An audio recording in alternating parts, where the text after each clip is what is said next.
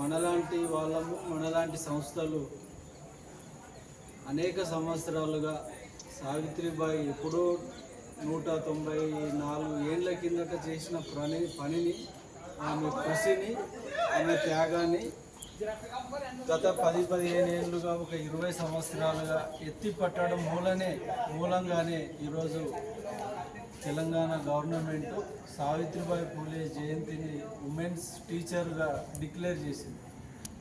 అంటే మనం మిగతా దినోత్సవాలు ఎట్లయితే ఉంటాయో అట్లా ప్రభుత్వం గుర్తించింది. అట్లా గుర్తించడానికి మనం కానీ మనలాంటి వాళ్ళ కృషి ఉందని చెప్పి మనం అర్థం చేసుకోవాలి. కనుక మనం సంఖ్య తక్కువ ఉన్నా కూడా సంకల్పము, మన ఆశయం గొప్పదని మనం అర్థం చేసుకోవాల్సిన అవసరం ఉంది. ఈ కార్యక్రమం సావిత్రిబాయి పూలే మహిళా సంఘం, కుల అసమానతల నిర్మూలన పోరాట సమితి ఆధ్వర్యంలో ఈరోజు హైదరాబాద్ జూ పార్కులో ఈ సావిత్రిబాయి పూలే జయంతిని, ఈ ఉత్సవాలను జరుపుకుంటున్నాం.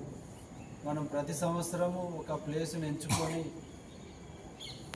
ఒక సకుటుంబ సాంస్కృతిక సమ్మేళనంగా మనం నిర్వహిస్తూ వచ్చాము. అంటే ప్రత్యామ్నాయ సంస్కృతి కావాలి. ఆ ప్రత్యామ్నాయ సంస్కృతి సావిత్రిబాయి పూలే జయంతి సందర్భంగా జరుపుకుంటున్న సందర్భంలో ఈ ప్రోగ్రాంకి దిశ నిర్దేశం సావిత్రిబాయి పూలే మహిళా సంఘం అధ్యక్షురాలు సరోజ గారు ఇచ్చారు.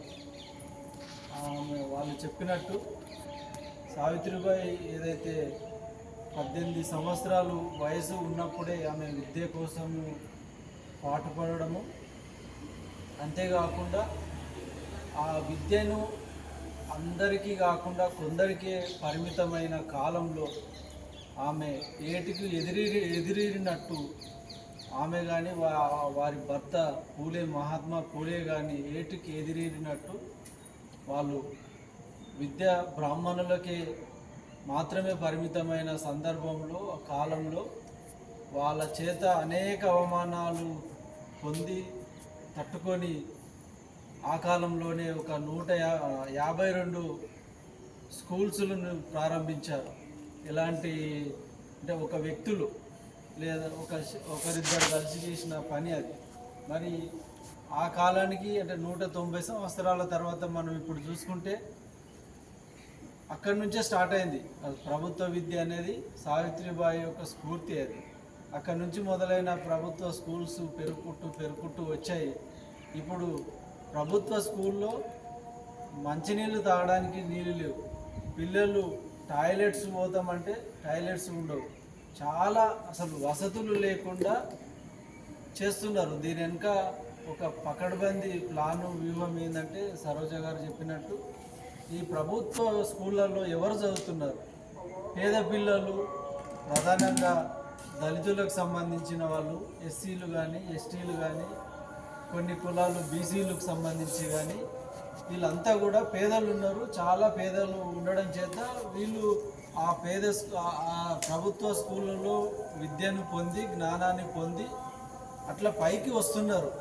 ఆ పైకి వచ్చే క్రమంలో వాళ్ళు చిన్న చిన్న ఉద్యోగాలు సంపాదించడం కానీ, అధికారంలోకి రావడం కానీ, అధికారులుగా కావడం కానీ, రాజకీయ నాయకులుగా తయారు కావడం కానీ, దీన్ని సహించని అగ్రకుల పార్టీలు, పాలక వర్గాలు అన్నీ కూడా ఆ ప్రభుత్వ విద్యను ఎవరు అధికారంలోకి వచ్చినా కూడా రాను ప్రభుత్వ విద్యను రోజుకు ప్రభుత్వ స్కూల్స్ను తగ్గిస్తూ, వసతులు లేకుండా చేస్తూనే మరొక పక్క మనం అనుకున్నట్టు, ఇందాక మన వాళ్ళు మాట్లాడినట్టు ప్రభుత్వం విద్యను అందించే ఉపాధ్యాయులను టార్గెట్గా చేసుకొని వాళ్ళు మతం పేరుతో రెచ్చగొడుతూ సరైన విద్యను, సైన్స్ను పిల్లలకు, విద్యార్థులకు అందనీయకుండా వాళ్ళను డిస్టర్బ్ చేస్తున్నారు.